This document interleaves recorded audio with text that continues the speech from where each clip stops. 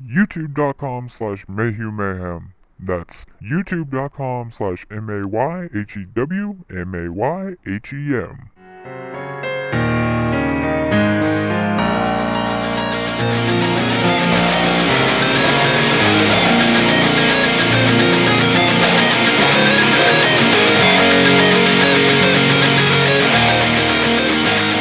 Hello and welcome to another episode of 30 Minutes of Mayhem. I am your host, my name is Michael Mayhew, and I am here with my co-hosts. What's up, everybody? I'm Dale. And also joining us, What's up, everybody? It's me, Greg. 30 Minutes of Mayhem is available on YouTube, iTunes, Android, Stitcher, and Spreaker. All you have to do is search MayhewMayhem. That's MayhewMayhem. And make sure you rate us 5 stars. Also, you can help us afford to continue doing the show by donating to 30 Minutes of Mayhem via PayPal. Just use the email address in the description, 30minutesofmayhem@gmail.com.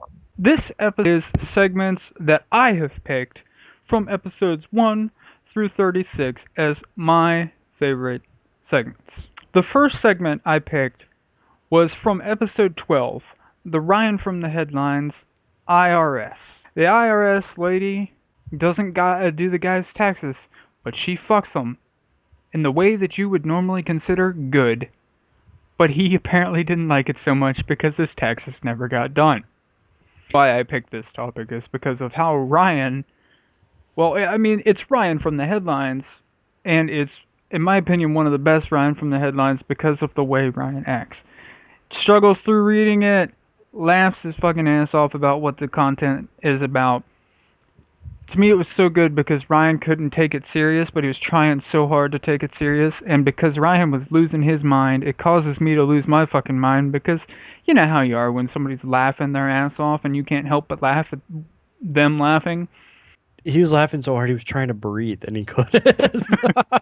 I remember. And it was funny because like he was talking, it's like dying and you can't understand a word he's saying. Every now and then you could put like a couple words together, but that was about it.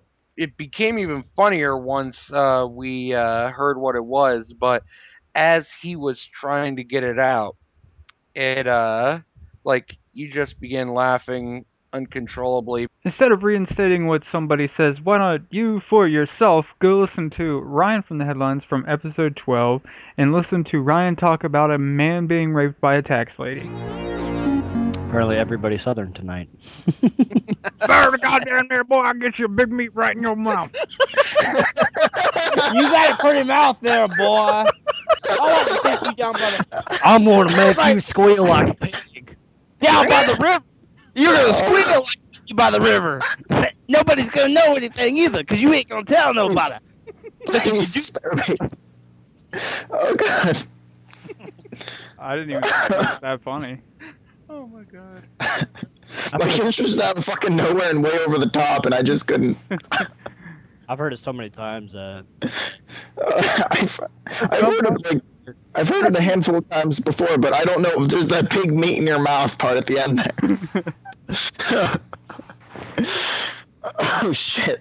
In this next segment, we like to call Ryan from the Headlines.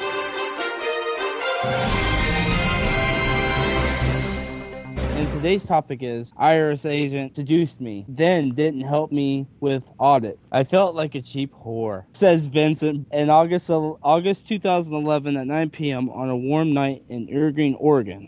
So basically, Burroughs says that this lady has been, from the IRS, his claims, was giving him flirtatious texts and flirtatious letters with her lips pressed against the papers, saying that she wanted to have sex with him. She came up to his house in some sexy lingerie, and they had sex. She said she was going to do my paperwork, Burroughs said in an interview with ABS News. She came up the stairs, knocked on the door. They went to his bedroom and had sex. Burroughs said, and asked how he would categorize sexual encounter. Burroughs said, it was forced upon me. So basically, he got raped by the tax lady doing his taxes. It caused me to fucking laugh because he's losing his fucking mind. Oh my god. Ryan, would you fuck you a tax woman to get better taxes?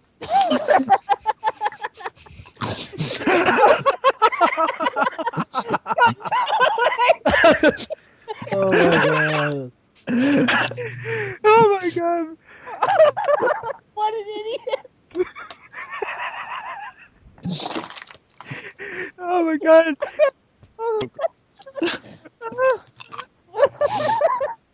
I bet she was ugly too. She was probably fat. I don't even know what he said. Please, I think please he- I show think me the he's- record button's engaged. God, I am. I think he said something like, "Watch she be fat" or something like that. Oh, what a stupid motherfucker. He let himself get raped. Oh my god. Oh. I'm fucking crying. Oh my god, I'm fucking crying. I was laughing so goddamn hard.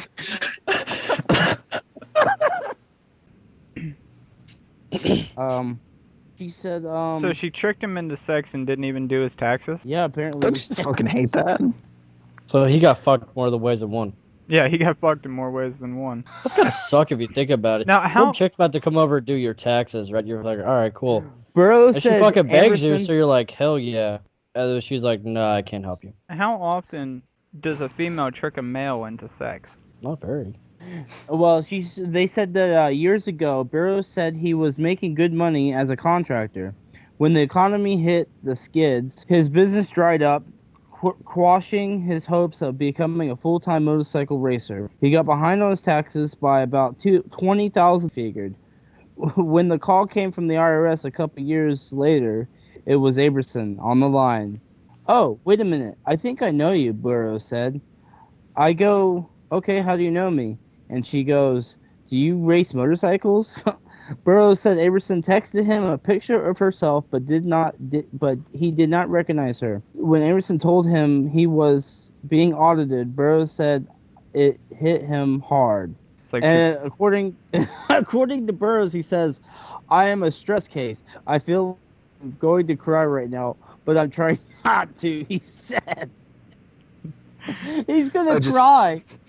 I want to see a picture of this bitch. She's gotta be an ugly ass bitch. God damn it. So you think Haggard as fuck. you think because she works for the IRS she has to be haggard as fuck? Is that what you're saying? No, I'm not saying that. I'm just saying if for him to be crying about that he just fucked some chick.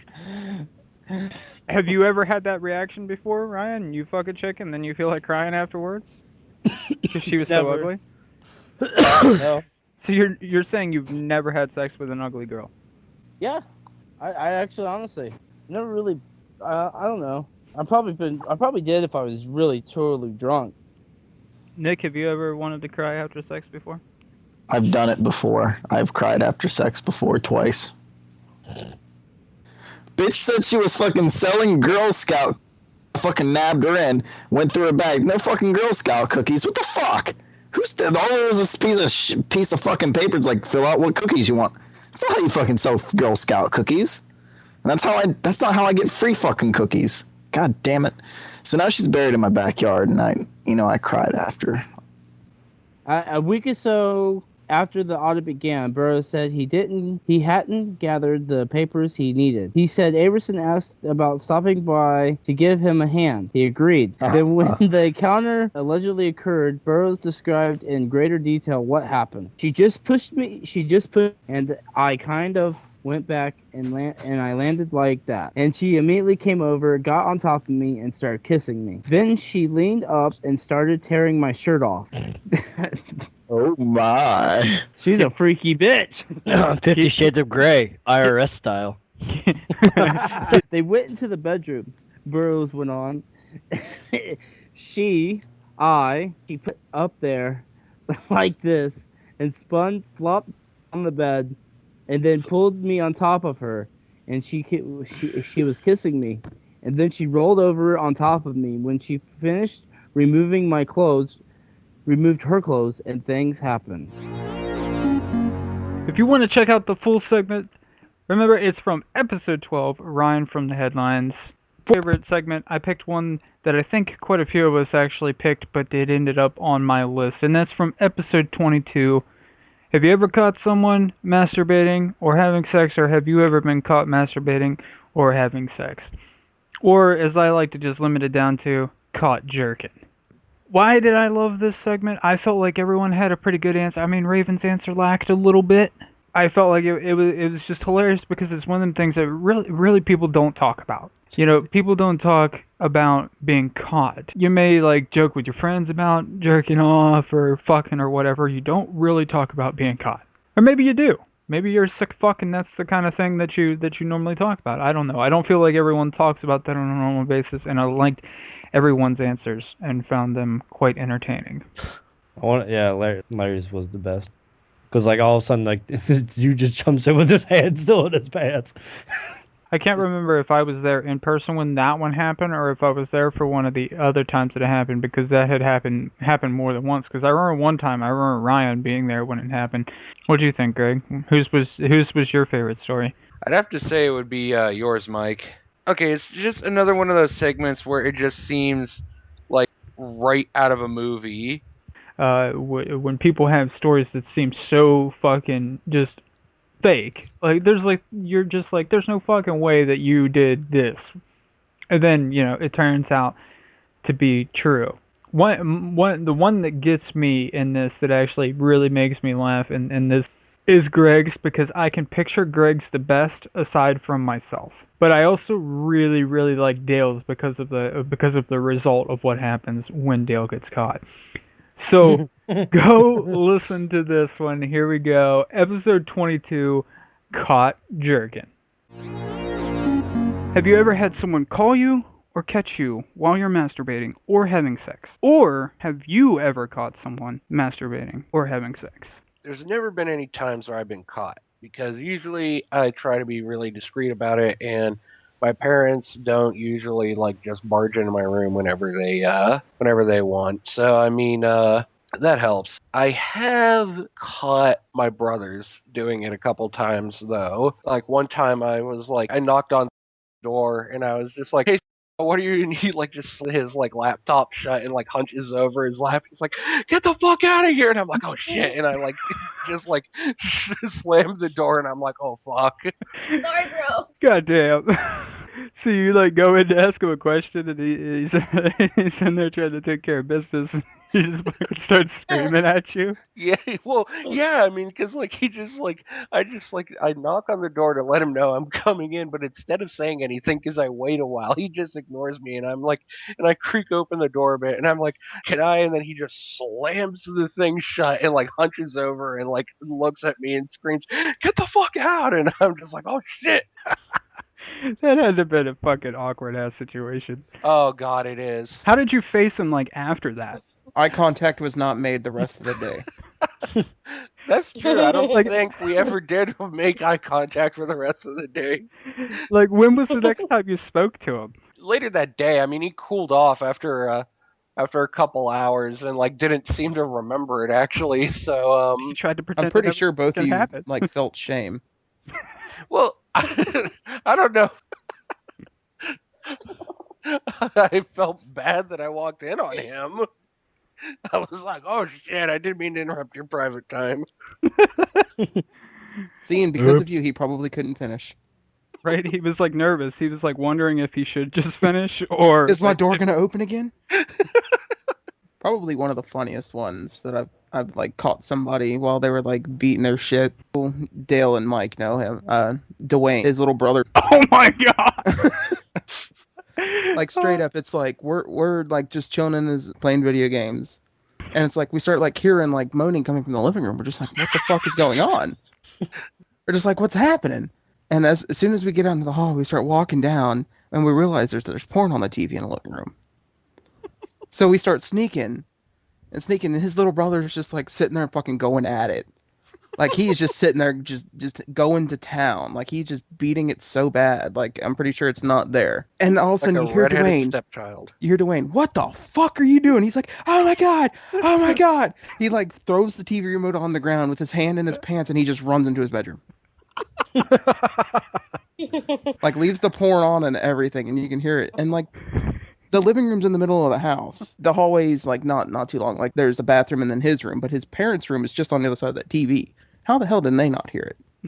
You just hear like chicks like moaning and everything, and his little brother's just beating it in the living room. And Dwayne, what the fuck are you doing? Ah! And he just takes off fucking running to his bedroom on the other side of the damn house. He was actually caught more than once in the living room, wasn't he? Because I'm Oh pretty yeah, sure that was the funniest though. I think Ryan and I were there one time when we caught him. Oh, his mom caught him once.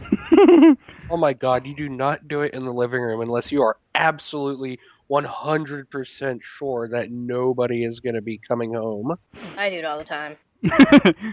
But anyways, Just, the living room is just not an option. Lived by yourself, or like, Oh yeah, then why get up and go to your room? This is true. But I mean, it's a public area. I mean, like you have to share that area like with your guests and stuff. Why would you do that? Well, they don't know what you do. You don't know. But you know, and you're just like, yeah, I spilled some there last time, and you're sitting in it. It's like. You just have a little personal, like joke with yourself, an inside joke, Yep. But the inside jokes are only funny if you have at least one other person to share it with. What are you gonna do? Be like, hey, you just sit in my splooge? Yeah, Raven said there's more than one person in her head. So, all right. So everyone so far has done that. They've caught someone. So I gotta do being caught because I've never caught anyone. So unfortunately, I don't have that. I still kind of hate your mom. Well, I mean, my mom's called me plenty of times when I'm doing it, and I just answer the phone. Not while masturbating, while fucking, and just answer the phone, because if I don't answer the phone, she'll just continuously call me until I do.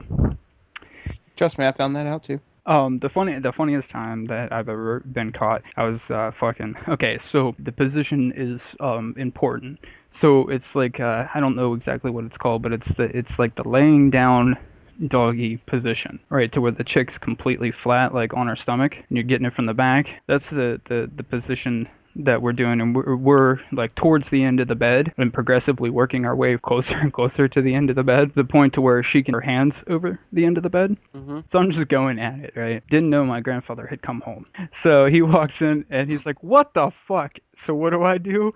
He scared the shit out of me, for one. For two, so I dismount in the quickest motion, like one motion ever, and when I did, I like pushed her forward, so she took a header off the end of the bed, face first into my floor.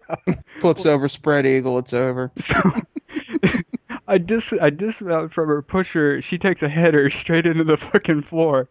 And because like I dismounted, I went back and like off to my left. It was close enough to the edge of the bed on that side to where I fell off the bed on that side. And like went to where like I was almost like in a ball, to where like my legs were still on the bed, but like the rest of my body was off of the bed, the desk there. So I slammed that fucking desk with my head in the process. I could still like picture her taking a header into the fucking floor. You painted a really good word picture. Thank you.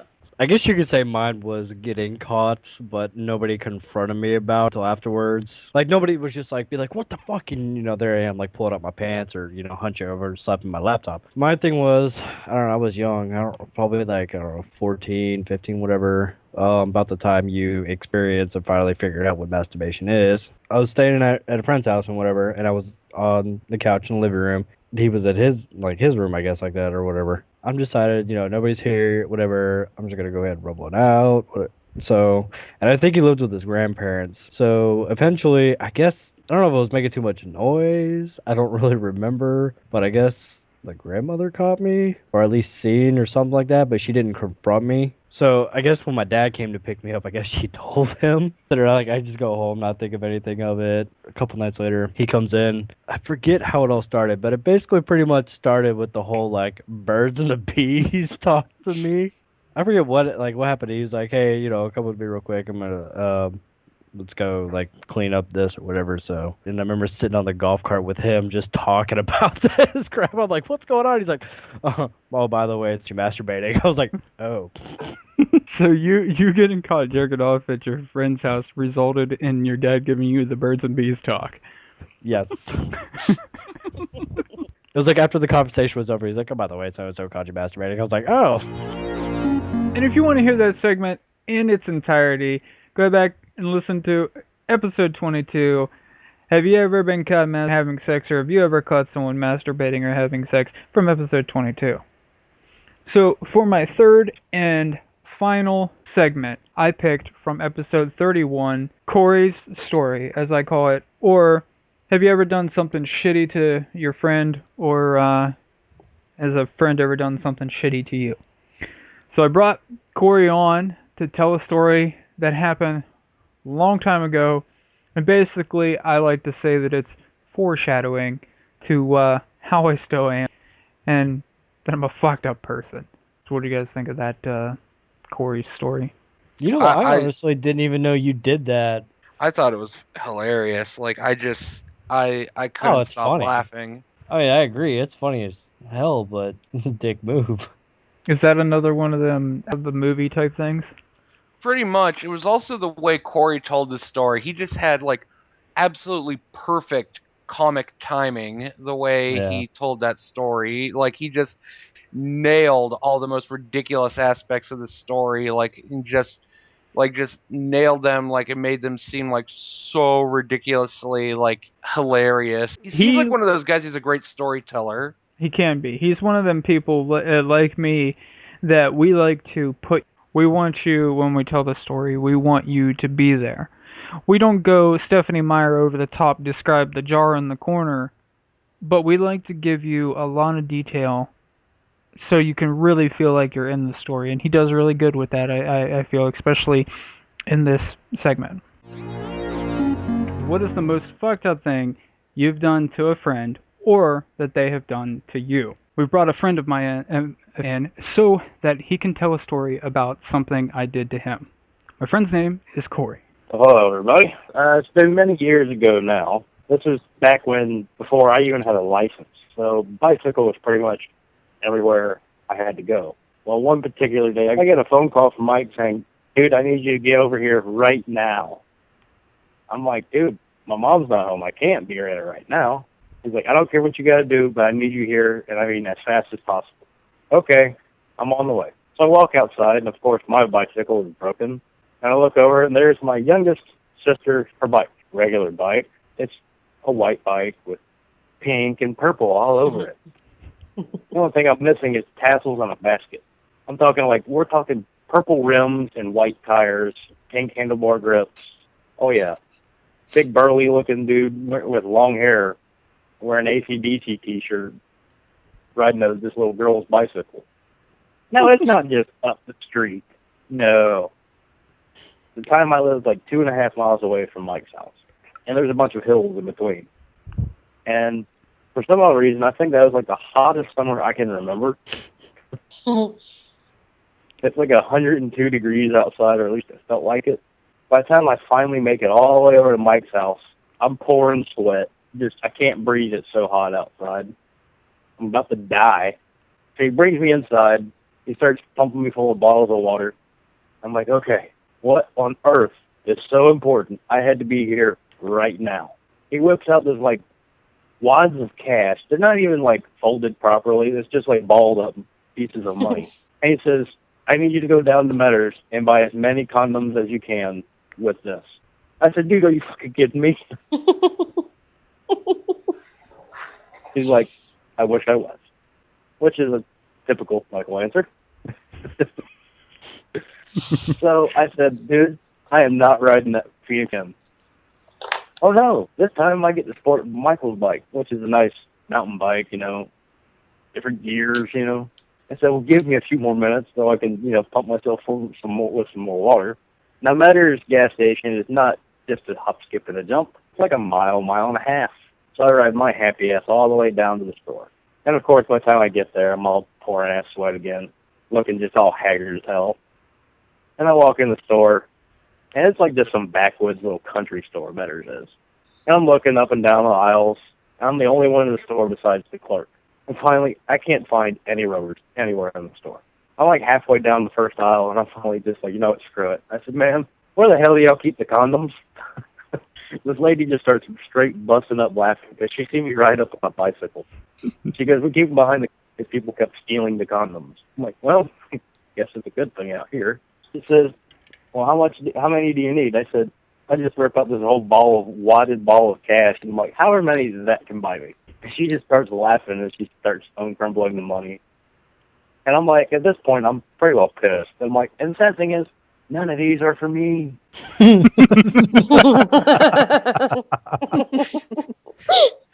Oh, yeah. And this lady is just, like, doing everything she can to not just start losing it in front of me, laughing. I'm like, oh, yeah, this is a great day. Yeah. We get, like, I don't know, it was like 15 boxes of condoms. And I think there's like 3 per box. There's a lot of rubbers there, okay? I got my brown paper bag. I jump on Mike's bicycle and ching, ching, take it all the way back to Mike's house. And he's pumping me full of more water, thinking, all right, my job is done. Boy, am I wrong again. He says, I need you to do me one more favor. I said, I'm not leaving on any more friggin' bicycles today. He goes, no. The only thing you have to do is sit there. And I have this positive look on my face. Well, what do you mean? He says, I've got the cunt in the room. I need you to be a lookout for Grandma. And Grandma is where? She's next door. Oh, great. You know what? Screw it. I get to sit in the AC with water. I don't even care. Go away. So I'm sitting there, and everything's just fine, no big deal, petting the dog, sitting by the window. All of a sudden, I start hearing noises. And at first, I'm like, all right, whatever. You know, you might hear a bump on the wall. Okay, that's cool. And then I start hearing small moans. Okay, a little creepy. Whatever. This time the dog's already done playing with me. He's over laying in his sleep in the corner. All right, okay. Well, then it starts turning into, like, real moaning. I don't know what to do. I don't want to sit there and just hear my buddy and the cunt just going at it. So the first thing that pops in my head, I just start singing. I'm like, out on the road again. I can't wait to be on the road again. Well, the thing is, it's, 10 minutes or nothing like that. So Mike's in there with the cunt for like a good solid hour and a half. Thought every single song thought of every single song I could possibly think of and sang them out loud. I'm out. Well, finally, as I look out the window, Grandma walks next door, and I freak. I'm like, hey, Grandma's on her way. Red alert, get at your asses out of there. And you hear a lot of, like, fumbling noises from the room, like bed hitting the wall. You can hear everybody, like, grabbing stuff. I'm like, well, at least that part's over. Yeah, I was slightly wrong again. So, Grandma walks to the door. Oh, hey, Corey, what are you doing here? Oh, nothing. And by this time, I mean, just a split second before Grandma's walked to the door, Mike and the cunt run out of the room with a blanket and sit down on the couch right next to each other and, like, have this disheveled look on their faces, like hair's all screwed up. Somebody's been sweating. And everybody, they're just sitting there on the couch and like they're watching TV, I'm like, wow, this is just too close for comfort here. I'm sitting there on the couch with Grandma in the room. We're all watching TV. I think it's all over. Until I look over and that blanket's doing a little moving. If you want to hear that segment in its entirety, just go check it out. Episode 31. First segment. Can't miss it. Find out what happens. And that does it for this episode of 30 Minutes of Mayhem. I have been your host. My name is Michael Mayhew, and I have been here with my co-hosts, Dale and Greg. 30 Minutes of Mayhem, iTunes, YouTube. If you're an Android listener, go check it out on Stitcher and Spreaker. That's other places that we're available. Donate to us on PayPal, because we're fucking done. See you next week. Hopefully you enjoyed my favorite segments, and that's it. Later, fellas.